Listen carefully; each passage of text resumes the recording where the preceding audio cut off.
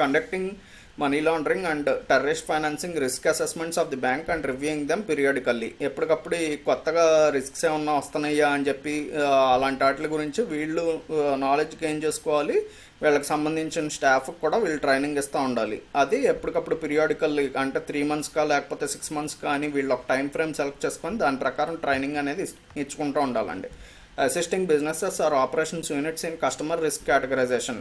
ఈ బిజినెసెస్లో మళ్ళీ ఇందుట్లో కస్టమర్స్ని రిస్క్ కేటగరైజేషన్ అనేది చేసుకుంటూ ఉండాలి. అంటే హై రిస్క్ కస్టమర్సా లేకపోతే లో రిస్క్ కస్టమర్సా అని వాళ్ళని ముందు ఇది చేసుకొని ఆ తర్వాత వీళ్ళు బిజినెస్కి వాళ్ళు ఏ టైప్ ఆఫ్ యాక్టివిటీస్ అందిస్తారు అని చెప్పి దాన్ని కూడా అసెస్ చేసుకుంటూ ఉండాలి. Monitoring transactions to detect suspicious activities. ఈ ట్రాన్సాక్షన్స్ అనే వాటిని సస్పిషియస్గా ఉంటే కనుక వాటిని మానిటర్ చేసుకోవాలి. Submitting various prescribed reports and any information requested to FIU India. ఒకవేళ FIU ఇండియా కనుక ఏదన్నా ఇన్ఫర్మేషన్ కనుక అడిగిందనుకోండి, అలాంటి వాటికి వీళ్ళు రిపోర్ట్స్ అనేవి వీళ్ళ సంస్థలో ఏమైతే జరిగినాయో వాటికి సంబంధించిన రిపోర్ట్స్ FIU ఇండియా కనుక అడిగితే వాళ్ళకి సబ్మిట్ చేయాలి. Customer risk categorization. ఇందులో కస్టమర్ రిస్క్ కేటగరైజేషన్ వచ్చేటప్పుడు customers are classified into 3 risk categories, high, medium and low, based on the bank's risk perception. అసలు ఈ కస్టమర్స్ని high, mid and low risk customers కింద ముందు 3 types కింద డిఫరెన్షియేట్ చేశారండి. వాళ్ళలో మనకి ఎవరు ఎలా వస్తారని చెప్పి చూస్తే కనుక risk perception parameters include the nature of business activity, customer location, payment methods. అంటే వాళ్ళు ఏ టైప్ ఆఫ్ బిజినెస్ చేస్తున్నారు, కస్టమర్ లొకేషన్ అంటే వాళ్ళు ఎక్కడన్నా బాగా అల్లర్లు జరిగే ప్రదేశంలో ఉంటే కనుక వాళ్ళకి హై రిస్క్ కింద ట్రీట్ చేస్తారండి. అదే బాగా తక్కువ పీస్ఫుల్గా ఉండే లొకాలిటీస్లో ఏదన్నా జరుగుతుంటే కనుక వాళ్ళు లో రిస్క్ కస్టమర్స్ అవుతారు. పేమెంట్ మెథడ్స్, వాళ్ళు కనుక ఎక్కువగా ఆన్లైన్ ట్రాన్సాక్షన్స్ ఇట్లాంటివే చేస్తున్నారు, ఎప్పుడు కూడా బ్యాంక్కి వెళ్ళి డిపాజిట్లు చేయట్లేదు, అన్నీ ఆన్లైన్లోనే పెద్ద పెద్ద అమౌంట్లో చేస్తున్నారు అనుకోండి, వాళ్ళు కూడా హై రిస్క్ కిందకి వస్తారు. అంటే పేమెంట్ మెథడ్స్ని బేస్ చేసుకొని. Next volume of the turn over, social and financial status. అసలు వాళ్ళు బిజినెస్ అనేది టర్న్ ఓవర్ ఎంత ఉంది, ఏదన్నా మీడియం టు నార్మల్ నుంచి మీడియం లెవెల్లో టర్న్ ఓవర్ ఉంటే వాళ్ళు లో రిస్క్ కిందకు వస్తారండి. అదే బాగా హై టర్న్ ఓవర్ బిజినెస్లు ఉన్నాయనుకోండి వాళ్ళు మళ్ళీ హై రిస్క్ కిందకు వస్తారు. అంటే సోషల్ అండ్ ఫైనాన్షియల్ స్టేటస్, ఒకవేళ వాళ్ళకి సంబంధించిన పర్సన్కి సంబంధించిన సోషల్ స్టేటస్, ఫైనాన్షియల్ స్టేటస్ని కూడా అంచనా వేసుకొని వాళ్ళు హై రిస్కా లో రిస్క్ అనేది డిఫరెన్షియేట్ చేసుకుంటారు. To facilitate customer categorisation. ఇలాంటి ఫ్యాక్టర్స్ అన్నింటినీ కూడా వీళ్ళు కన్సిడర్ చేసుకుంటారు అండ్ కస్టమర్ని రిస్క్ కేటగిరీలో ఏ రిస్క్ కేటగిరీ కిందకు వస్తాడని చెప్పి వాళ్ళు అసెస్ చేయడానికి. Customers requiring very high levels of monitoring such as politically exposed persons may be categorised even higher if necessary. ఈ పొలిటికల్లీ ఎక్స్పోజ్డ్ పర్సన్స్ ఉంటారు చూసారా, వాళ్ళని వచ్చేటప్పటికి అవసరమైతే హై రిస్క్ పెట్టుకుంటారు, లేకపోతే ఇంకా కనుక ఎక్కువ ఉంటే కనుక ఇంకా అంతకన్నా ఏదన్నా ఎక్కువ ఉన్నా దాని కేటగిరీలో పెట్టుకుంటారండి రిస్క్ అసెస్మెంట్లో వీళ్ళు. Individuals other than high net worth individuals and entities whose identities and resources of wealth are easily identifiable and whose account transactions generally conform to known profiles may be categorised as low risk. ఎవరన్నా high net worth individuals లేకపోతే ఒక person ఎక్కువగా కొంతమంది group of పీపుల్కి మాత్రమే, అంటే వాళ్ళ ఇంట్లో వాళ్ళకి లేకపోతే అతను రెగ్యులర్గా ట్రాన్సాక్ట్ చేసే వాళ్ళకి మాత్రమే అతను ఎప్పుడు డబ్బులు పంపించుకోవడం లేకపోతే రిసీవ్ చేసుకోవడం చేస్తున్నాడు అనుకోండి, ఇలాంటి వాళ్ళని అందరినీ కూడా మనకి లో రిస్క్ కేటగిరీలో పెట్టారండి. Customers likely to propose a higher than average risk to the bank should be categorized as medium or high risk. ఈ లో రిస్క్ కన్నా కొంచెం ఎక్కువ రిస్క్ ఉండేవాళ్ళని మీడియం ఆర్ హై రిస్క్ కింద వీళ్ళు కేటగరైజ్ చేసుకున్నారండి. This could include customers in cash intensive businesses with high turn over.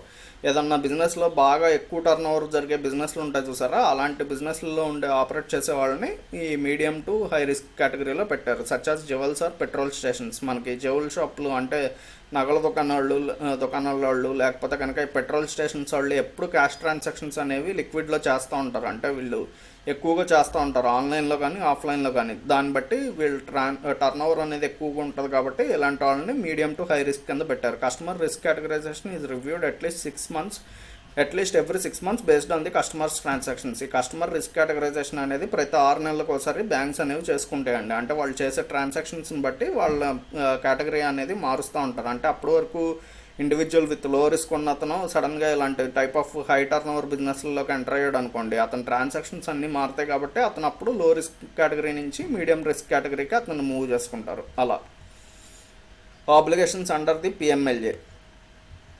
మనకి పిఎంఎల్ఏ కింద ఏమేమి అప్లికేషన్స్ ఉంటాయి అనేది. PMLA outlines the following primary applications for reporting entities including banks. ఈ పిఎంఎల్ఏ గైడ్ లైన్స్ అనేవి ఈ రిపోర్టింగ్ ఎంటిటీస్ బ్యాంక్స్ కూడా కొన్ని గైడ్ లైన్స్ అనేవి జారీ చేస్తుందండి. Identity verification, verify the identity of customers and their beneficial owners through specified modes such as Aadhaar identification, passport or other official validity documents.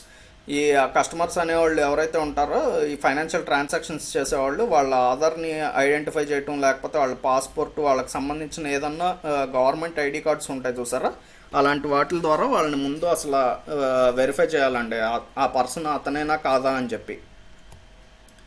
Record maintenance, maintain records of all specified transactions and furnish information on prescribed transactions. ఈ records అనేవి maintain చేయాలి. వాళ్ళు చేసే transactions ఏవైతే ఉన్నాయో వాటికి సంబంధించిన full records అనేవి మెయింటైన్ చేయాలి.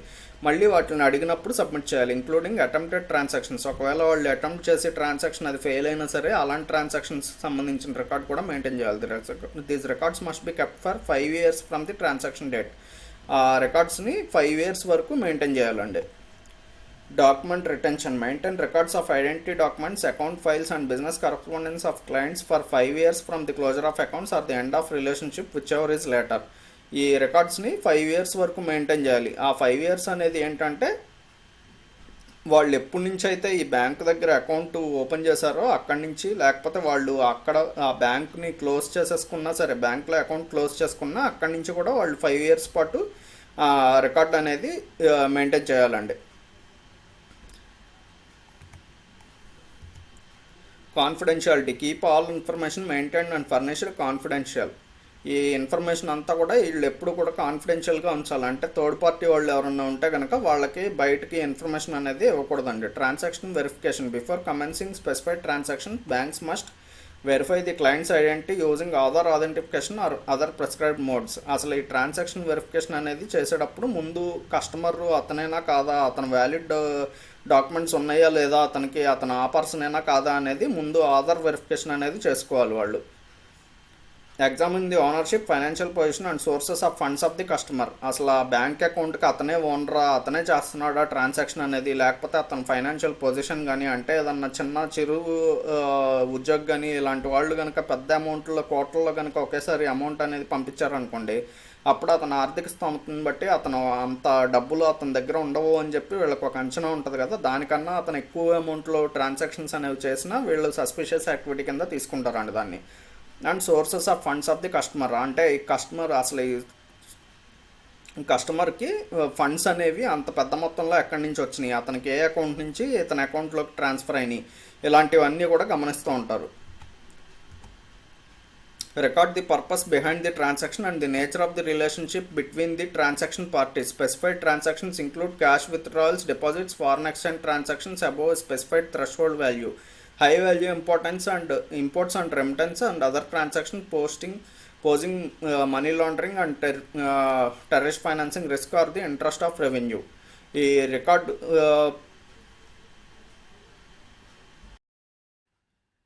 The purpose behind the transaction, అంటే అసలు ట్రాన్సాక్షన్ జరిగినప్పుడు అది ఏ పర్పస్ మీద జరిగింది అనేది వీళ్ళు రికార్డ్ చేసుకొని ఉంచాలండి. And nature of the relation between the transaction parties, ఈ ట్రాన్సాక్షన్ పార్టీస్ ఒక పార్టీ నుంచి ఇంకో పార్టీకి ట్రాన్సాక్షన్ జరిగింది కదా, వీళ్ళిద్దరూ ఏ రకంగా రిలేట్ అయ్యి ఉన్నారు, అంటే వీళ్ళిద్దరూ ఒకళ్ళ బిజినెస్ ఆపరేట్ చేసే అతను ఇంకొక అతను సర్వీస్ తీసుకునే అతను, లేకపోతే వీళ్ళిద్దరూ ఎవరన్నా రిలేటెడ్, అంటే వీళ్ళ అన్నదమ్ముల ఎట్లాంటివి, వీళ్ళకున్న ఇది కూడా వాళ్ళు గమనించుకుంటూ ఉండాలండి. Specified transactions include cash withdrawals, deposits. ఒకవేళ విత్డ్రాయల్స్ అనేవి జరిగినా, అంటే క్యాష్ అనేది విత్డ్రా చేసినా లేకపోతే డిపాజిట్ చేసినా, ఫారెన్ ఎక్స్చేంజ్ ట్రాన్సాక్షన్స్ అబోవ్ ఏ స్పెసిఫైడ్ థ్రెషోల్డ్ వాల్యూ. ఎంత థ్రెషోల్డ్ వాల్యూ అని చెప్పి మన గవర్నమెంట్ అనేది ఫిక్స్ చేసిందండి, RBI.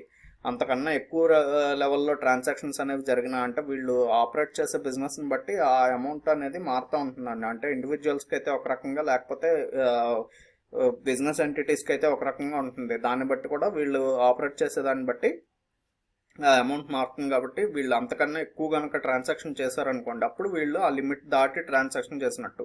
High value imports and remittances, ఒకవేళ హై వాల్యూలో, అంటే వీళ్ళకి అలో చేసిన టోకెన్ సైజ్ కన్నా ఎక్కువ అమౌంట్లో వీళ్ళు ట్రాన్సాక్షన్ చేసినా, ఒకవేళ రెమిటెన్స్ అనేది చేసినా, other transactions posing money laundering and terrorist financing risk on the interest of revenue. ఒకవేళ అంతకన్నా ఎక్కువ కనుక చేస్తే వాటిని మనీ లాండరింగ్ లేకపోతే టెర్రరిస్ట్ ఫైనాన్స్ రిస్క్ కింద తీసుకొని వీళ్ళు వాటిని రిపోర్ట్ అయితే చేయాల్సి ఉంటుందండి. Enhanced monitoring. If any transaction is considered suspicious the business relationship should be put under enhanced monitoring with greater scrutiny of such transactions. ఒకవేళ వాళ్ళకి ఏదన్నా సస్పిషియస్గా అనిపిస్తే కనుక ఇంకా అప్పటి నుంచి ఆ అకౌంట్ని కానీ లేకపోతే వాళ్ళ మధ్యలో జరిగే ట్రాన్సాక్షన్స్ కానీ ఎప్పుడు కూడా గమనిస్తూ ఉండాలండి. Obligations under the international agreements. అసలు ఇంటర్నేషనల్ అగ్రిమెంట్స్ ప్రకారం మనీ లాండరింగ్ యాక్ట్కి ఉన్న మనకి ఆబ్లిగేషన్స్ ఏమిటంటే banks are prohibited from opening or maintaining accounts of individuals or entities listed in the following 2 lists of individuals. ఒక బ్యాంకు కనుక అసలు ఒక పర్సన్కి కానీ లేకపోతే ఒక ఫర్మ్కి కానీ అకౌంట్ అనేది ఓపెన్ చేయాలంటే ఈ 2 లిస్ట్లో ఉన్న ఇండివిజువల్స్కి వాళ్ళకి ఎట్టి పరిస్థితుల్లో కూడా బ్యాంక్ అకౌంట్ అనేది కూడా ఇవ్వకూడదండి. అలాంటి లిస్టులు ఏమిటంటే entities suspected of terrorist links. ఏదన్నా ఎంటిటీ ఒక గ్రూప్ కానీ లేకపోతే అంటే ఒక రిజిస్టర్డ్ ఫామ్ ఇట్లాంటివి ఏదన్నా టెర్రరిస్ట్ లింక్ కనుక ఉంటే కనుక ఆ గ్రూప్కి వాళ్ళకి బ్యాంక్ అకౌంట్ అనేది కూడా ఇవ్వకూడదు. Circulated and periodically updated by the United nations security council. ఈ యునైటెడ్ నేషన్స్ సెక్యూరిటీ కౌన్సిల్ అనేది పీరియాడికల్గా అంటే 3 monthsకో లేకపోతే 6 monthsకి అలా ఒకసారి ఇది అనేది మనకి లిస్ట్ అనేది అప్డేట్ చేస్తూ ఉంటుందండి. దాని ప్రకారం అందుట్లో ఉన్న పర్సన్స్కి లేకపోతే ఫార్మ్స్కి వాళ్ళకి బ్యాంక్ అకౌంట్ కూడా వాళ్ళకి ఇవ్వకూడదు. The ISCL or Al-Qaeda sanctions list, which includes names of individuals and entities associated with the Al-Qaeda. ఈ ISCL Al-Qaeda sanctions list అని చెప్పి ఇవి కూడా ఉంటాయండి. ఇందుట్లో ఉన్న పర్సన్స్కి కానీ లేకపోతే ఎంటిటీస్కి కూడా వీళ్ళకి అల్ఖైదాతో సంబంధాలు ఉన్నట్టు ట్రీట్ చేసి వాళ్ళకి కూడా బ్యాంక్ అకౌంట్ అనేది ఇవ్వకూడదు. The 1988 sanctions list consisting of individuals, section A of the consolidated list, and entities associated with the Taliban. ఈ తాలిబాన్ ఆర్గనైజేషన్స్ ఉంటాయి చూసారా, అలాంటి టెర్రరిస్ట్ యాక్టివిటీస్ చేసే ఇన్స్టిట్యూషన్స్లో ఈ తాలిబాన్ కూడా ఒకటండి. వాళ్ళకు కూడా ఈ 1988 శాంక్షన్స్ లిస్ట్ అనే దాని ప్రకారం వీళ్ళకి కూడా బ్యాంక్ అకౌంట్ అనేది అలౌ చేయకూడదు వీళ్ళకి, ఏ బ్యాంకు కూడా ఇండియాలో రిజిస్టర్ అయి ఉన్న banks. If a match is found with any of the listed individuals or entities the following measures must be taken. ఒకవేళ పొరపాటున కనుక వీళ్ళకి ఆల్రెడీ ఉన్న అకౌంట్ దాంతో కనుక ఎఫిలియేట్ అయ్యిందని చెప్పి తెలిస్తే అప్పుడు వీళ్ళు తీసుకోవాల్సిన మెజర్స్ ఏంటంటే అదే వీళ్ళకి స్టార్టింగే ఆ లిస్ట్లో ఉన్న వాళ్ళతో కనుక వీళ్ళకి ఇది ఉందని చెప్పి తెలిస్తే అసలు వాళ్ళకి అకౌంట్ ఇవ్వరు. అలా కాకుండా ఆల్రెడీ ఉన్న అకౌంట్ కనుక ఆపరేషన్లో ఉన్న అకౌంట్ అలాంటి వాటితో కనుక ఏదన్నా ట్రాన్సాక్షన్ జరిగిందని చెప్పి వీళ్ళకి తర్వాత వీళ్ళ దృష్టిలోకి వస్తే కనుక notification advise FIU India and the Ministry of Home Affairs with the details of such accounts as per the UAPA notification dated under 2nd February 2021. ఒకవేళ అలా కనుక వీళ్ళు నోటిఫికేషన్లోకి వస్తే అప్పుడు FIU ఇండియాకి వీళ్ళు ఇమ్మీడియట్గా దాని గురించి రిపోర్ట్ చేయాలండి, ఇలా ఫైనాన్షియల్ ట్రాన్సాక్షన్ అనేది మా దాంట్లో జరిగింది అని చెప్పి. According to the UAPA notification dated 2nd February 2021. ఈ UAPA అంటే అన్లాఫుల్ యాక్టివిటీస్ ప్రివెన్షన్ యాక్ట్ అండి. Unlawful activities prevention act. దీని ప్రకారం కూడా మనకి ఏదన్నా అలాంటి ఇది జరిగితే కనుక ఇమ్మీడియట్గా రిపోర్ట్ అనేది చేయాలి FIU ఇండియాకి.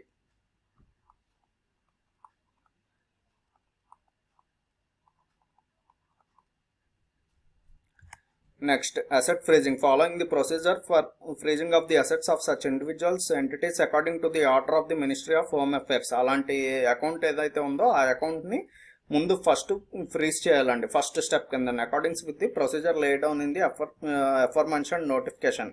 అది ఏంటంటే ఈ మినిస్ట్రీ ఆఫ్ హోమ్ అఫైర్స్ అంతకుముందు ఇచ్చిన నోటిఫికేషన్ ప్రకారం ఫస్ట్ దీన్ని ఫ్రీజ్ అయితే చేయాలండి. The Financial Action Task Force issues statements on countries that do not or insufficiently apply the FATF recommendations every 4 months. ఈ ఫైనాన్షియల్ యాక్షన్ టాస్క్ ఫోర్స్ అనేది inter కంట్రీగా మనకి operate అవుతూ ఉంటుందండి. అంటే అన్ని కంట్రీస్లోనూ ఇది ఆపరేట్ అవుతూ ఉంటుంది. ఇది ఎప్పటికప్పుడు ఒక 4 monthsకి ఒకసారి రిపోర్ట్స్ అనేవి సబ్మిట్ చేస్తూ ఉంటుందండి. అందుట్లో ఏమేమి ఉంటాయంటే మనకి ఏ కంట్రీస్ అయితే ఈ FATF నిబంధనలను పాటించట్లేదో వాళ్ళ లిస్ట్ అనేది అందుట్లో ఎప్పటికప్పుడు అప్డేట్ అవుతూ ఉంటుంది. Bank should consider risks arising from the deficiencies of the AML CFT regiments of the jurisdiction included in the FATF statement. ఈ బ్యాంక్స్ అనేవి ఎప్పటికప్పుడు ఏఎంఎల్ గైడ్ లైన్స్ని కనుక వీళ్ళు సరిగ్గా పాటించకపోతే జరిగే నష్టాల గురించి ఇలాంటి వాటి గురించి ఎప్పటికప్పుడు తెలుసుకుంటూ ఉండాలి. ఈ జ్యూరిస్డిక్షన్స్లో ఎఫ్ఏటిఎఫ్ స్టేట్మెంట్ ప్రకారం అవి ఎప్పటికప్పుడు అప్డేట్ అవుతూ ఉంటాయి కదా, వాటిని వీళ్ళు బ్యాంక్ వాళ్ళు కూడా అవలంబిస్తూ ఉండాలి. Correspondent bank refers to an arrangement where one bank holds deposits owned by the other banks and provides payment and other services to those respondent banks. ఈ కరస్పాండెంట్ బ్యాంక్స్ అంటే ఒక బ్యాంక్ తరపున వీళ్ళు ఇంకో కంట్రీలో వీళ్ళు కరస్పాండింగ్ చేస్తూ ఉంటారండి. అంటే ఇప్పుడు మన కంట్రీలో ఒక బ్యాంక్ ఏ అనేది ఉందనుకోండి, ఇది వచ్చేటప్పటికి ఇండియాలో ఆపరేట్ అవుతుంది. ఇది వచ్చి ఇండియన్ బ్యాంక్, ఇండియాలో ఉన్న బ్యాంక్. అదే ఇది వచ్చేటప్పటికి ఫారెన్ కంట్రీలో ఎక్కడన్నా స్వీడన్ అనుకోండి, ఇది ఫారెన్ కంట్రీ వచ్చి ఎక్కడ ఒక బ్యాంక్ ఉంది, ఇది బి అనుకుందాం.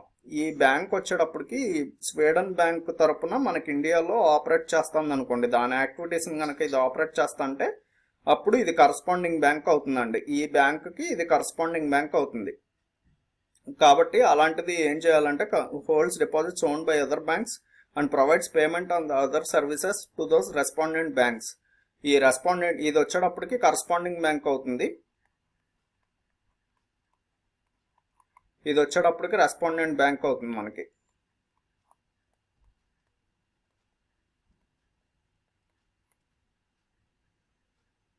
Due to varying levels and natures of the AML CFT regimens in different countries, correspondent banks are exposed to money laundering or financial terrorism risks. Banks are therefore required to adhere to specific norms in establishing and maintaining corresponding relationships.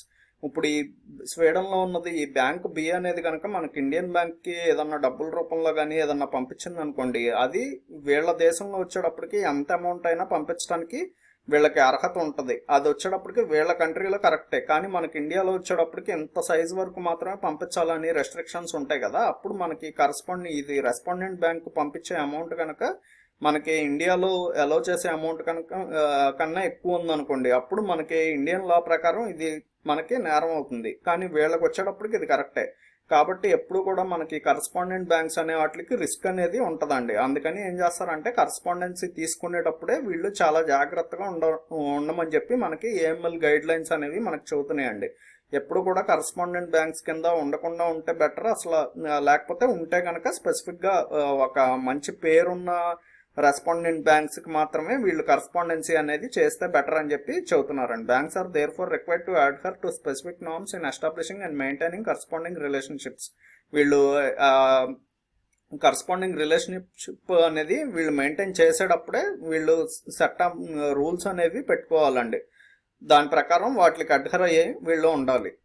Policy for correspondent relationships. Banks should have a policy for establishing corresponding relationships which should spell out the conditions for such relationships. ఈ correspondence relationships అనేవి వీళ్ళు పెట్టుకునేటప్పుడు starting నుంచే వీళ్ళు కొన్ని rules అనేవి పెట్టుకొని వాటికి అడ్హర్ అయ్యి ఉండాలని అనుకున్నాం కదా, అదే చెప్తున్నాడండి ఈ పాయింట్లో.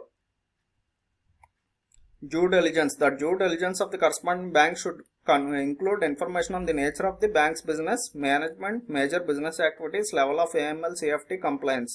ఈ డ్యూ డిలిజెన్స్ అంటే వీటిని ఎప్పటికప్పుడు వీళ్ళు గమనించుకుంటూ ఉండాలి, వాటిని ట్రాన్సాక్షన్స్ అనేవి ట్రాక్ చేసుకుంటూ ఉండాలి. ఆ కరస్పాండెన్స్ యాక్టివిటీ వీళ్ళు పెట్టుకునేటప్పుడు అసలు ముందు ఏమేమి ఫ్యాక్టర్స్ కన్సిడర్ చేయాలంటే ఆ బ్యాంక్స్ బిజినెస్, అది ఎవరెవరు అందుట్లో కస్టమర్స్ కింద ఉన్నారు, ఆ బ్యాంక్ చేసే బిజినెస్ ఏంటి, అంటే వాళ్ళు ఓన్లీ ఇలా మనీ అనేది ఫండ్స్ రూపంలో ఇది తీసుకోవటమేనా, లేకపోతే వాళ్ళు అప్పులు కూడా ఇస్తారా, ఇలాంటివన్నీ. అంటే వాళ్ళు ఏ సెగ్మెంట్స్లో ఆపరేట్ చేస్తున్నారు, వాళ్ళు మనకి అండర్ రైటింగ్ చేస్తున్నారా, ఎలాంటి యాక్టివిటీస్ ఏమేం చేస్తున్నారా అనేది ముందు కన్సిడర్ చేసుకోవాలి. తర్వాత మేనేజ్మెంట్, ఆ బ్యాంక్ మేనేజ్మెంట్ ఎవరు, అంటే వాళ్ళు అంతకుముందు వాళ్ళ మీద ఉన్న యాక్టివిటీస్ ఎలాంటి ఏదన్నా ఫ్రాడ్కి రిలేటెడ్ ఎలిగేషన్స్ ఏమన్నా ఉన్నాయా, అలాంటివన్నీ వీళ్ళు కన్సిడర్ చేసుకోవాలి. మేజర్ బిజినెస్ యాక్టివిటీస్, వాళ్ళు ఎవరెవరికి ఎక్కువ అప్పులు ఇస్తున్నారు, ఎవరెవరికి ఎంత రూపంలో అప్పులు ఇస్తున్నారు, ఆ బ్యాంక్ సంబంధించిన ఎన్పిఎల్ ఎలా ఉన్నాయి, ఇవన్నీ కూడా అసలు ముందే వీళ్ళు కరస్పాండెన్సీ తీసుకునేటప్పుడు కొన్ని ఈ కింద పెట్టుకొని రూల్ బుక్ కింద పెట్టుకొని, అంటే కొన్ని మెజర్స్ కింద పెట్టుకొని వాటికి వీళ్ళు అర్హులా కాదా అని చెప్పి చెక్ చేసుకోమంటున్నాడు అండి. Level of AML safety complaints, అసలు ఆ బ్యాంక్ వచ్చేటప్పటికి యాంటీ మనీ లాండరింగ్, ఈ టెర్రరిస్ట్ ఫైనాన్స్ ఇలాంటి ఇవి ఉంటాయి చూసారా, వాటికి యాంటీగా ఉండేవి. అవి ఎంతవరకు కంప్లైంట్ అంటే ఎంతవరకు పాటిస్తున్నారు, purpose of opening the account, అసలు వీళ్ళు కరస్పాండెన్సీ అకౌంట్ మనతో ఎందుకు ఓపెన్ చేద్దాం అని చెప్పి అనుకుంటున్నారు, identity of any third party entities, వీళ్ళు కనుక థర్డ్ పార్టీ ఎంటిటీస్తో ఏమన్నా రిలేషన్షిప్ అనేది మెయింటైన్ చేస్తున్నారా, that will use the correspondent banking services. వీళ్ళ బ్యాంక్తో పాటు ఈ రెస్పాండెంట్ బ్యాంక్తో పాటు ఎవరన్నా థర్డ్ పార్టీ వాళ్ళు కూడా కలిసి ఉన్నారా, వాళ్ళు కూడా ఈ కరస్పాండెంట్ బ్యాంక్ యొక్క యాక్టివిటీస్ అనేవి సర్వీసెస్ అనేవి తీసుకుంటారా అని చెప్పి కూడా వీళ్ళు గమనించుకోవాలి. అంటే regulatory supervisory framework in the banks home country. అసలు వాళ్ళ కంట్రీలో ఇప్పుడు ఇందాక మనం స్వీడన్ అని చెప్పి ఎగ్జాంపుల్ కింద తీసుకున్నాం కదండి, అసలు వాళ్ళ కంట్రీలో మనకి ఈ రెగ్యులేటరీ అండ్ సూపర్వైజరీ ఫ్రేమ్వర్క్ అంటే వాళ్ళ కంట్రీలో రూల్స్ అండ్ రెగ్యులేషన్స్ ఎలా ఉన్నాయి ఆ పర్టికులర్ సెగ్మెంట్లో అని చెప్పి ఇవన్నీ కూడా కన్సిడర్ చేసుకోవాలి. Shell banks, no correspondent relationship should be established with a shell bank. అసలు ఈ షెల్ బ్యాంక్ అనే వాటితో వచ్చేటప్పటికి ఎప్పుడు కూడా ఎటువంటి టైంలోనూ వీళ్ళు రిలేషన్షిప్ అనేది పెట్టుకోకూడదండి. మనకి షెల్ బ్యాంక్స్ అంటే ఏంటంటే వీటికి ఫిజికల్ ప్రెజెన్స్ అనేది ఉండదండి, నో ఫిజికల్ ప్రెజెన్స్. అంటే వీళ్ళు ఎప్పుడు కూడా మనకి వీటిలో రికార్డ్స్లో ఆ బ్యాంక్ అనేది ఉన్నట్టు కనిపిస్తూ ఉంటుంది, కానీ ఫిజికల్గా వాటికి ఒక సర్టెన్ బ్రాంచ్ అనేది హెడ్ ఆఫీస్ అనేది ఇలా ఏమి ఉండవండి వాటికి. అలాంటి వాటిని షెల్ కంపెనీస్ లేకపోతే బ్యాంక్స్లో వచ్చేటప్పటికి మనకి షెల్ బ్యాంక్స్ అంటారండి.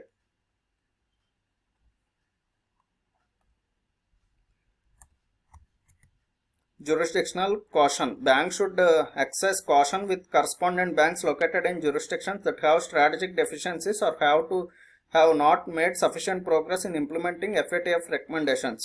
ఈ జ్యూరిస్డిక్షన్ కాషన్ అనేది కూడా ఉంటుందండి. అంటే సర్టెన్ జ్యూరిస్డిక్షన్స్లో ఇప్పుడు ఏదన్నా కంట్రీస్లో బాగా టెర్రరిస్ట్ యాక్టివిటీస్ జరిగే కంట్రీస్ ఉన్నాయి చూసారా, ఇప్పుడు పాకిస్తాన్ కానీ లేకపోతే ఆఫ్ఘనిస్తాన్ ఇట్లాంటి కంట్రీస్లో ఆ జ్యూరిస్డిక్షన్లో ఉన్న బ్యాంక్కి మనం కరస్పాండెన్సీ చేయాలంటే కనుక ఇంకా చాలా ఎక్కువగా వీళ్ళు శ్రద్ధ అనేది పెట్టాల్సి వస్తుందండి. అంటే వాళ్ళని చాలా జాగ్రత్తగా గమనించాలి వాళ్ళని. Bank should exercise caution with correspondent banks located in jurisdictions that have strategic deficiencies. అంటే వాళ్ళు అసలు ఆల్రెడీ డెఫిషియన్సీ అనేది ఉందనుకోండి, అంటే వాళ్ళు సరిగ్గా ఎఫ్ఏటిఎఫ్ నిబంధనల్ని ఇలాంటి వాటిని ఏం పాటించకపోతే కనుక అలాంటి కంట్రీస్లో ఉన్న బ్యాంక్స్తో డీలింగ్ చేసేటప్పుడు ఇంకా ఎక్కువ ఎక్స్ట్రా కాషియస్గా ఉండాలండి. Reporting under FATCA CRS.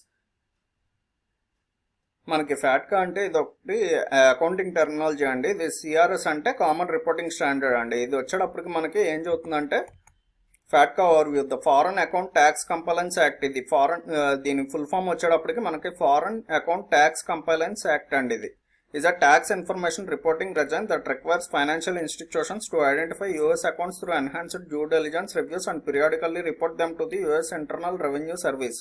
ఈ వచ్చేటప్పటికి మనకి ఫ్యాట్కా అనేది ఏం చెబుతుందంటే ఒకవేళ అమెరికన్ సిటిజన్ కనుక లేకపోతే అమెరికన్ కంపెనీ కనుక వేరే కంట్రీలో అకౌంట్ ఓపెన్ చేసుకుంటే దానికి సంబంధించిన ఏదైతే కంట్రీలో వాళ్ళు అకౌంట్ ఓపెన్ చేసుకున్నారో దానికి సంబంధించిన ఇన్ఫర్మేషన్ అంతా కూడా మళ్ళీ ఫ్యాట్కా అనే దానికి పంపించమని చెప్పి చెబుతుందండి. ఇది అంటే యుఎస్ ఇంటర్నల్ రెవెన్యూ ఉంటుంది చూసారా, దానికి పంపించమని చెప్పి ఇంటర్నల్ రెవెన్యూ సర్వీస్కి పంపించమని చెప్పి చెబుతూ ఉంటుంది. US account through enhanced due diligence reviews and periodically report them to the US internal revenue service or in the case of an intergovernmental agreement to the appropriate government authority. ఒకవేళ అది కనుక గవర్నమెంట్తో link అయి ఉందనుకోండి, అప్పుడు దాన్ని వచ్చేటప్పటికి ఏదైతే government అథారిటీతో ఇది లింక్ అయి ఉంటుందో ఆ గవర్నమెంట్ అథారిటీకి వీళ్ళు ఖచ్చితంగా రిపోర్ట్ అయితే చేయాలి. The purpose of FATCA is to prevent US persons from using US banks and other financial institutions outside the USA to avoid US taxation on income generated from their wealth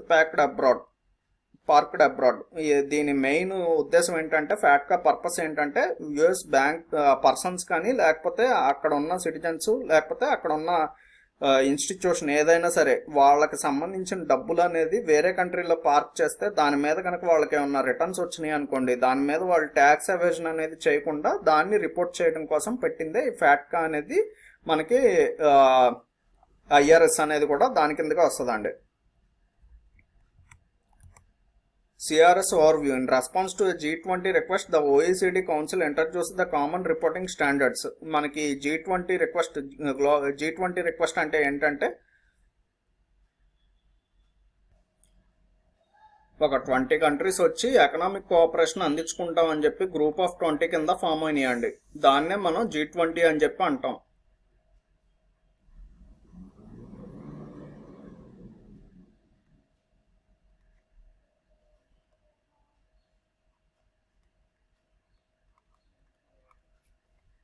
The OECD Council introduces the common reporting standards requiring financial institutions to declare if they are reporting financial institution in terms of these rules. వీళ్ళు వచ్చేటప్పటికి OECD అనేది ఈ G20 countries అన్ని కూడా OECD council అనేది form చేసుకున్నాయండి. మనకి OECD అంటే Organisation for Economic Cooperation and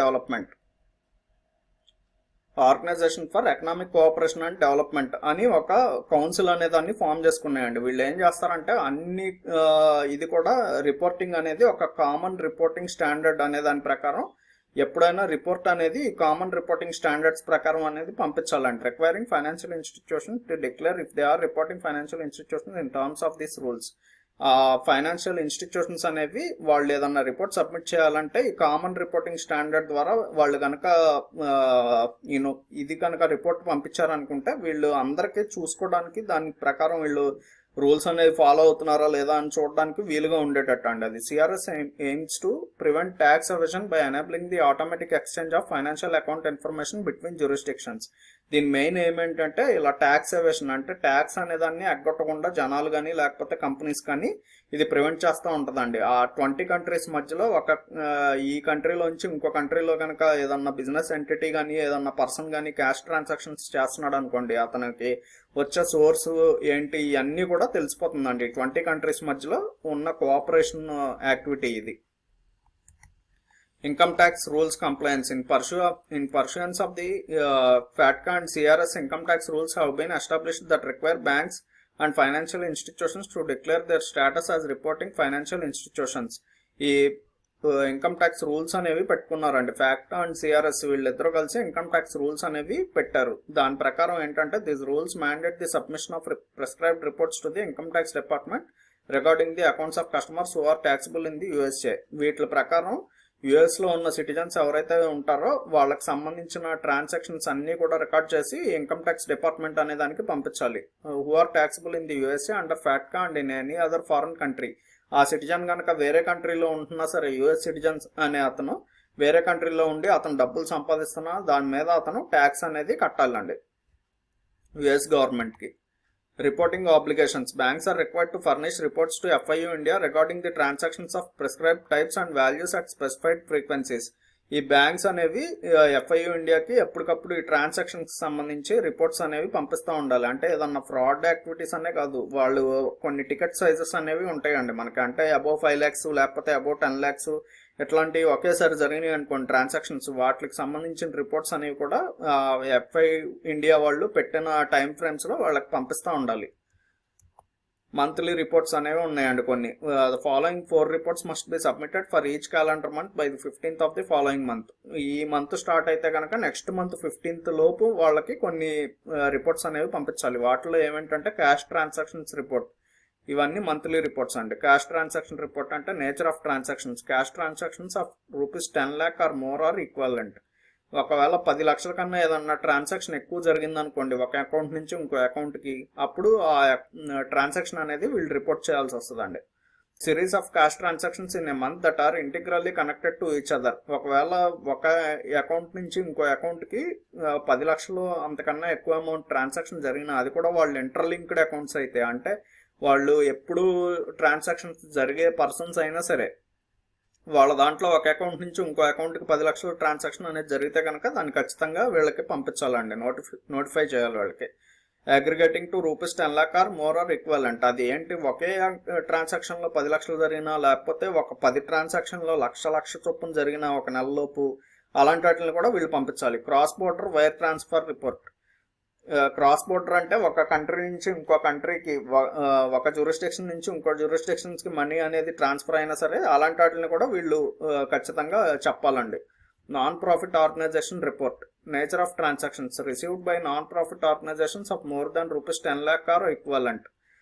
ఈ నాన్ ప్రాఫిట్ ఆర్గనైజేషన్స్ అంటే మనకి వృద్ధాశ్రమాలు లేకపోతే కనుక ఇలాంటివి ఉంటాయి చూసారా, అనాథాశ్రమాలు అని చెప్పి, ఇలాంటి వాటిలన్నింటినీ మనం నాన్ ప్రాఫిట్ ఆర్గనైజేషన్స్ అని చెప్పి అంటామండి.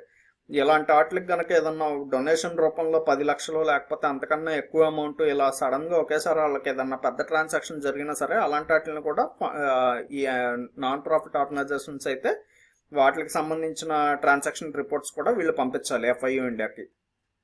Counterfeit currency report. ఆ, దొంగ నోట్లు వస్తూ ఉంటాయి ఒక్కసారి కొన్నిసార్లు ట్రాన్సాక్షన్స్ జరిగేటప్పుడు. అలా దొంగ నోట్లు వచ్చినా సరే వాటికి సంబంధించిన ఇన్ఫర్మేషన్ కూడా వీళ్ళు ఎఫ్ఐయు ఇండియాకి ఖచ్చితంగా పంపించాలండి. నేచర్ ఆఫ్ ట్రాన్సాక్షన్స్, అసలు ఆ ట్రాన్సాక్షన్ అనేది ఏ టైప్, ఎవరి మధ్య జరిగింది, ఎందుకోసం చేశారు, all counterfeit currency notes received. ఒకవేళ ₹1,00,000 డిపాజిట్ చేశారు అనుకోండి, అందుట్లో ఒక 500 నోట్లు మూడో ఎన్నో తప్పి వచ్చినాయి అనుకోండి, 500 నోట్లు దొంగ నోట్లు వస్తే కనుక ఆ ఎన్ని దొంగ నోట్లు వచ్చినాయి అని చెప్పి అది కూడా వీళ్ళు రికార్డ్ చేసి రికార్డ్ని ఖచ్చితంగా వీళ్ళు ఎఫ్ఐయు ఇండియాకి పంపించాలి. సస్పీషియస్ ట్రాన్సాక్షన్స్ రిపోర్ట్ అంటే ఏదన్నా సస్పీషియస్గా అనిపించింది అనుకోండి, వీళ్ళకి ఒక చిరు వ్యాపారి అకౌంట్లో ఒకేసారి వచ్చి ఒక 7 కోట్లు 8 కోట్లు పడినాయి అనుకోండి, అతనేమో కిరాణా షాపు ఆర్గనైజ్ చేస్తున్నాడు, అతని అకౌంట్లో ఒకేసారి 7 కోట్లు ఎందుకు పడతాయి, ఇలాంటివి వచ్చేటప్పటికి సస్పిషన్ అంటే మనకే అనుమానం వస్తుంది కదా, ఇట్లాంటివి వచ్చేటప్పటికి సస్పిషియస్ ట్రాన్సాక్షన్స్ కింద డీల్ చేసి వాటిని ఇది చేసి వాళ్ళు ఖచ్చితంగా దాన్ని కూడా మనకి ఎఫ్ఐయు ఇండియాకి వీళ్ళు ఆ రిపోర్ట్ అనేది పంపించాలని. This report banks must report any suspicious transaction to FIU India with in 7 days of establishing suspicion. ఒకవేళ వీళ్ళు ఈ రిపోర్ట్ ఇది కనుక సస్పిషియస్ కింద ట్రీట్ చేస్తే కనుక ఆ ట్రాన్సాక్షన్ అనేదాన్ని 7 రోజుల్లోపు వీళ్ళు ఖచ్చితంగా ఎఫ్ఐయు ఇండియాకి దాన్ని పంపించాలండి. This report is crucial for FIU India to provide useful intelligence to law enforcement agencies. ఈ ఎఫ్ఐయు ఇండియా ఏం చేస్తుందంటే అప్పుడు తర్వాత ఈ ఇన్ఫర్మేషన్ని law enforcement agencies like ED కానీ ఇలాంటి వాటికి అన్నిటికీ ఇన్ఫర్మేషన్ అనేది పాస్ చేసి మీరు ఒకసారి నేచర్ ఆఫ్ ట్రాన్సాక్షన్ ఇదంతా ఎందుకు జరిగింది, దీని స్టార్టింగ్ ఎక్కడ ఎండింగ్ ఎక్కడ, ఎవరి నుంచి ఎవరికి డబ్బులు వెళ్ళినాయి, ఇలాంటివన్నీ కూడా మీరు ఎంక్వైరీ చేసి తెలుసుకోండి అని చెప్పి వాళ్ళకి డైరెక్షన్స్ ఇస్తుందండి. Transaction is considered suspicious if to a person acting in good faith it appears to satisfy any of the following criteria. అసలు దాన్ని సస్పిషియస్ ట్రాన్సాక్షన్ కింద ఎలా వీళ్ళు అనుకుంటారు అని చెప్పి అంటే reasonable doubt of involvement in offence. ఒకవేళ అఫెన్స్ ఏదన్నా జరగటానికి వీళ్ళు ఒకళ్ళ పేమెంట్ ఇచ్చి ఇంకొకళ్ళు దాన్ని తీసుకొని వాళ్ళ తరపున వీళ్ళు ఏదన్నా చెడు యాక్టివిటీ చేస్తున్నారని చెప్పి డౌట్ వచ్చినా దాన్ని కూడా వీళ్ళు సస్పిషియస్ యాక్టివిటీ కింద తీసుకుంటారండి. It may involve proceeds of an offence specified in the schedule to PMLA that is likely to be for money laundering. Money laundering కి సంబంధించింది ఏదన్నా క్రైమ్ జరుగుతుంది అని చెప్పి వీళ్ళకి డౌట్ వచ్చిన usual or unjustified complex. The transaction appears to be made in circumstances of unusual or unjustified complexity. ఒకవేళ అది చాలా మల్టిపుల్ లేయర్స్ ఆఫ్ ట్రాన్సాక్షన్స్ జరుగుతున్నా అంటే డిఫరెంట్ టైప్స్ ఆఫ్ ట్రాన్సాక్షన్స్, ఒక పర్సన్ ఎక్కువ ట్రాన్సాక్షన్స్ చేసి మళ్ళీ అవే డబ్బులు ఇతని అకౌంట్లోకి వేరు రూపాల్లో వచ్చి పడుతున్నా, ఇలాంటివి కూడా అన్జస్టిఫైడ్ అయితే కనుక అప్పుడు దాన్ని కూడా వీళ్ళు రిపోర్ట్ చేయాలి. Lack of economic rational. The transaction appears to have and no economic rational or bona fide purpose. అసలు దానికి ఆ ట్రాన్సాక్షన్ అనే దానికి ఏమీ పర్పస్ అనేది లేదనుకోండి, అయినా సరే పెద్ద అమౌంట్లో ట్రాన్సాక్షన్ అనేది జరిగింది, అలాంటి టైంలో కూడా అలాంటి దాన్ని సస్పిషియస్ యాక్టివిటీ కింద ట్రీట్ చేయాలండి. Next, financing of terrorism. There is a reasonable doubt that the transaction May involve financing activities related to terrorism. ఒకవేళ ఇలాంటి ట్రాన్సాక్షన్స్ కనుక జరిగితే అందుట్లో ఏమన్నా టెర్రరిజంకి సంబంధించిన ఇదేమన్నా జరుగుతుందా అని చెప్పి ముందు వీళ్ళు అనుమానించాలి దాన్ని.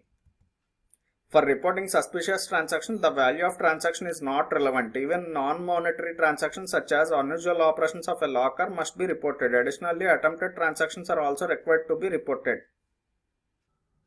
ఒకసారి వీళ్ళు కనుక సస్పిషియస్ యాక్టివిటీ అనేది సస్పిషియస్ ట్రాన్సాక్షన్ అని చెప్పి వీళ్ళు ఫీల్ అయితే కనుక అందుట్లో ఎంత అమౌంట్ అనేది వీళ్ళు కన్సిడర్ చేయాల్సిన పని లేదండి. అంటే అది కనుక సస్పిషియస్ యాక్టివిటీ ట్రాన్సాక్షన్ అని వీళ్ళు ఫిక్స్ అయితే అది 5,000, 10,000 లేకపోతే ₹1,000 ఉన్నా సరే వీళ్ళకి డౌట్ వస్తే దాన్ని సస్పిషియస్ ట్రాన్సాక్షన్ కింద డీల్ చేయొచ్చు. Even non monetary transaction such as unusual operations of a locker.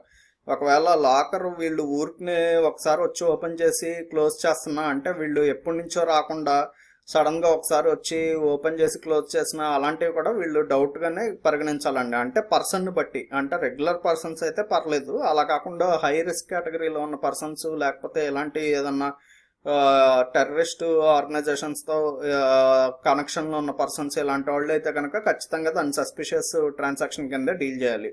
Additionally attempted transactions are also required to be reported.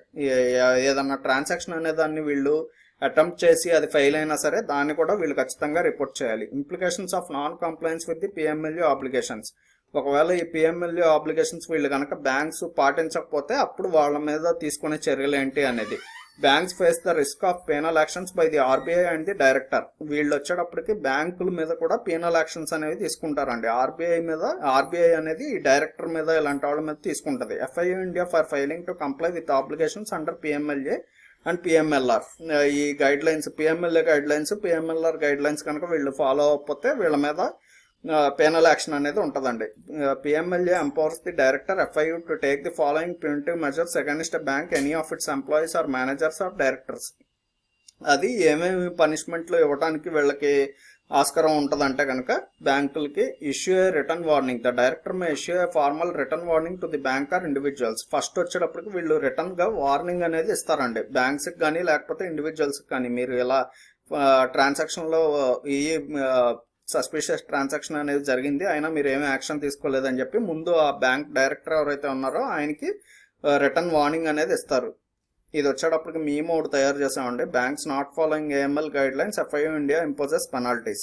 ఇది వచ్చేటప్పటికి మనకు సర్ప్రైజ్ పికాచు. అంటే వీళ్ళు బ్యాంక్ వాళ్ళు ఇలా సర్ప్రైజ్ అవుతారని చెప్పి, ఒకవేళ వాళ్ళు కనుక సరిగ్గా పట్టించుకోవట్లేదు అనుకోండి, సస్పిషియస్ యాక్టివిటీ ఏదన్నా జరిగినప్పుడు కూడా వాళ్ళు ఏం పట్టించుకోకుండా వదిలేశారు అనుకోండి, అప్పుడు ఎఫ్ఐయు ఇండియా అనేది వీళ్ళకి బ్యాంక్ వాళ్ళకి పెనాల్టీస్ వేస్తుందని చెప్పి, అప్పుడు వాళ్ళు ఆ టైంలో ఇలా సర్ప్రైజ్ అవుతారని చెప్పి ఊరిని మేము క్రియేట్ చేసాం. Issue a written warning. Next వచ్చి director remedial measure. The director May instruct the bank to take specific remedial measures and require submission of an action taken report.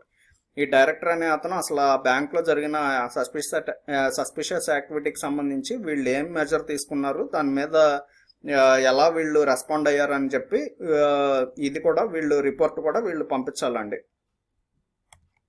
Impose monetary penalty. A monetary penalty ranging from a minimum of ₹10,000 to a maximum of 1 lakh per violation can be imposed. ఒకవేళ ఈ bank వాళ్ళు కనుక సరైన measure అనేది తీసుకోకపోతే వీళ్ళకి 10,000 నుంచి maximum 1 lakh వరకు కూడా వీళ్ళు ఫైన్ అనేది వేస్తారండి ఆర్బీఐ అనేది. Each day of delay in submission of information a transaction report or rectification of a report is considered as separate violation. అక్కడి నుంచి వీళ్ళు ఒకసారి ఆ ఫైన్ వేసిన తర్వాత జరిగే డిలే ఉంటుంది చూసారా, దానికి రోజుకి ఎంత అని చెప్పి వీళ్ళకి పనిష్మెంట్ అనేది పెరుగుతూ ఉంటుందండి. అంటే ఫైన్ రూపంలో కానీ లేకపోతే ఏదన్నా రూపంలో కానీ. Secrecy obligations. Banks must maintain secrecy regarding information obtained from customers due to contractual obligations. ఈ బ్యాంక్స్ అనేవి ఎప్పుడు కూడా కస్టమర్స్కి రిలేటెడ్ ఇన్ఫర్మేషన్ అనేది సీక్రెట్గా ఉంచాలండి. వీళ్ళు థర్డ్ పార్టీ పర్సన్స్కి కానీ లేకపోతే ఇన్స్టిట్యూషన్స్కి కానీ వీళ్ళకి సంబంధించిన కస్టమర్స్ ఇన్ఫర్మేషన్ అనేది ఎప్పుడు డిస్క్లోజ్ చేయకూడదు. Customer information should not be disclose for cross selling or for any other purpose without the customers express permission. ఈ కస్టమర్ దగ్గర నుంచి పర్మిషన్ తీసుకొని మాత్రమే ఇలాంటి ఇన్ఫర్మేషన్ ఏదన్నా షేర్ చేయాల్సి వస్తే కనుక షేర్ చేయాలండి. However there are exceptions to this rule. కానీ ఈ రూల్ కూడా కొన్ని ఎక్సెప్షన్స్ అయితే ఉన్నాయండి. అవి ఏమేంటంటే compulsion of law. Disclosure is permitted required by law. ఒకవేళ ఎవరన్నా ఆఫీసర్స్ ఎవరన్నా వచ్చారనుకోండి, అంటే ఈడీ కానీ లేకపోతే ఎవరన్నా పోలీస్ డిపార్ట్మెంట్కి సంబంధించిన వ్యక్తులు కానీ ఇలాంటి వాళ్ళకి ఏదన్నా సస్పిషియస్ యాక్టివిటీ జరిగిందని చెప్పి డౌట్ వస్తే కనుక వాళ్ళు అడిగితే కనుక వాళ్ళకి ఇన్ఫర్మేషన్ అనేది ఇవ్వాలండి. Duty to the public. Disclosure is allowed if it is a service as a public duty. ఒకవేళ అతను కనుక పబ్లిక్ అందరికీ డ్యామేజ్ చేసేటట్టు ఏదన్నా యాక్టివిటీ చేస్తున్నాడు అనుకోండి, అప్పుడు ఎవరన్నా పబ్లిక్ సర్వెంట్ కనుక వచ్చి అడిగితే అతనికి ఖచ్చితంగా ఇవ్వాలి. Banks interest. Disclosure is allowed if it is in the banks interest. ఒకవేళ బ్యాంక్లో హయ్యర్ అఫీషియల్కి ఎవరికన్నా డౌట్ వచ్చింది అనుకోండి, అది యాక్టివిటీ ఏంటి అని చెప్పి దానికి రిలేటెడ్గా అతను ఎంక్వైరీ చేస్తుంటే కనుక అతనికి ఖచ్చితంగా వీళ్ళ ఇన్ఫర్మేషన్ అనేది ఇవ్వాల్సి వస్తుంది. Customers consent. Disclosure is allowed with the express or implied consent of the customer. ఒకవేళ అసలు కస్టమరే డౌట్ వచ్చింది అనుకోండి, నా దాంట్లో ఎక్కడి నుంచో వచ్చి డబ్బులు పడినాయి, అసలు దీని ఎక్కడి నుంచి వచ్చినాయి, ఎవరి ద్వారా వచ్చింది, ఈ అమౌంట్ ఎక్కడ ఏ కంట్రీ నుంచి వచ్చింది అని చెప్పి ఆ కస్టమర్కే డౌట్ వచ్చింది అనుకోండి, అప్పుడు కస్టమర్కి ఆ ఇన్ఫర్మేషన్ అనేది ఇవ్వాలండి. అది కూడా కస్టమర్కి సంబంధించిన ఒక రైట్ అది. ఓకే అండి, ఇక్కడతో ఈ వీడియో అయిపోయింది. ఇక్కడ నుంచి నేను కొన్ని క్వశ్చన్స్ ఇచ్చాను, అవి ఒకసారి మీరు కంప్లీట్ చేసి అందులో మీరు ఎన్ని క్వశ్చన్స్కి ఆన్సర్స్ కరెక్ట్గా ఇస్తున్నారని చెప్పి ఒకసారి చూసుకోండి. మీ ఫ్రెండ్స్లో కనుక ఎవరన్నా జేఏబీ ఎగ్జామ్కి లేకపోతే మీ ఫ్యామిలీలో కానీ ప్రిపేర్ అవుతుంటే వాళ్ళకి వీడియో అనేది షేర్ చేయండి అండి. వీడియోని లైక్ చేసి సబ్స్క్రైబ్ చేసుకోండి మన ఛానల్కి. పక్కనే గంట సింబల్ ఉంటుంది, దాన్ని కనుక మీరు యాక్టివేట్ చేసుకొని మొత్తం ఆల్ నోటిఫికేషన్స్ యాక్టివేట్ చేసుకున్నారంటే కనుక నేను ఎప్పుడు వీడియో పెట్టినా మీకు నోటిఫికేషన్ అనేది వస్తుందండి. ఓకే అండి, థ్యాంక్ యూ, బాయ్.